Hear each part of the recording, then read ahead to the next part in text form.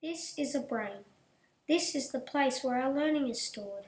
You could imagine it like this: a superhighway with lots of roads taking you back to your memories. Or maybe like this. Imagine that you're trying to remember something you've learnt in class, maybe a times table or how to spell a word.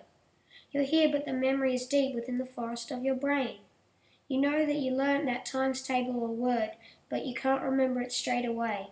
You might think of some possible answers, going down one memory pathway or another. You might realize that you're on the wrong track, or even lost. But don't give up too quickly or ask for the answer straight away, because suddenly something seems familiar. You might be on the right path back to your memory. And then you remember. Here's what happens. We can learn something at school and it goes into our working memory, but afterwards, if we don't practice remembering it, we forget the pathway back to the memory. Once we've learned something, it's important to keep going down those memory pathways again and again over days and weeks. The harder we try to remember, the better we will remember it next time, especially if we space out our practice. When you learn something once and don't practice remembering it, results show that you may not remember it as well in the future, like for a test or an exam. But if you space out practice, you will get a much better result. Why? Because a little bit of forgetting happens in between each session. This means we have to try a bit harder to remember. It's difficult, but it causes us to remember the learning better next time. It works the same way in other areas of our body. Have you ever felt cold? Your body doesn't like feeling cold, so it does something. It shivers to warm you up. Well, our brain doesn't like trying to remember the same thing over and over either.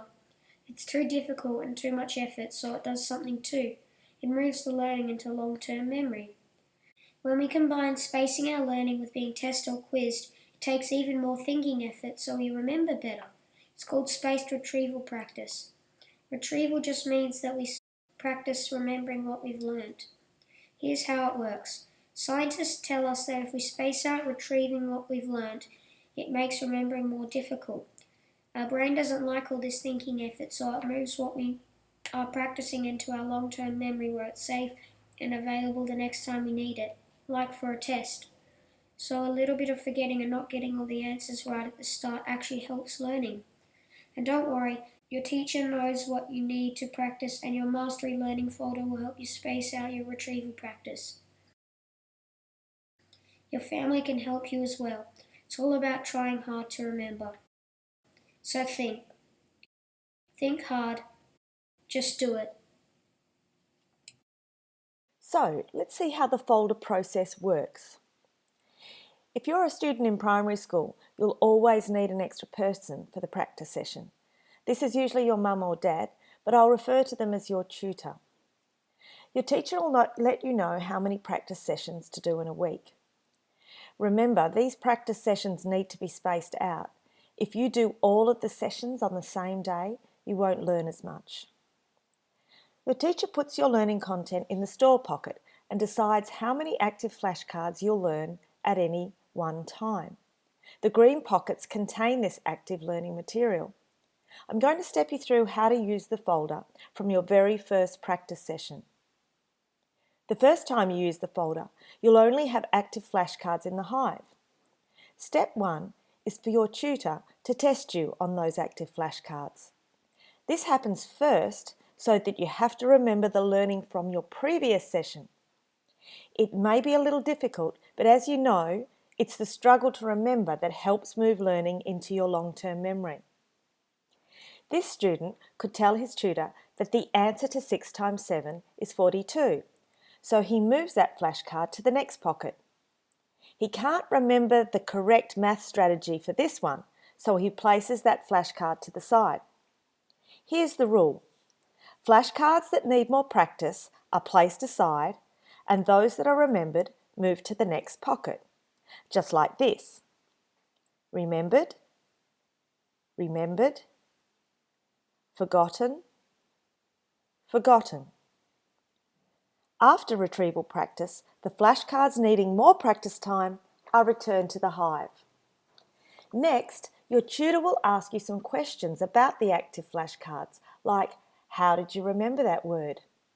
Or, can you explain this math strategy to me? If you didn't remember an answer, they'll ask you for ideas on how you might remember it next time. This is called elaboration, and it's another way that our memory pathways are reinforced. So that's the end of the first session. Each session should be pretty quick and definitely no longer than 10 minutes.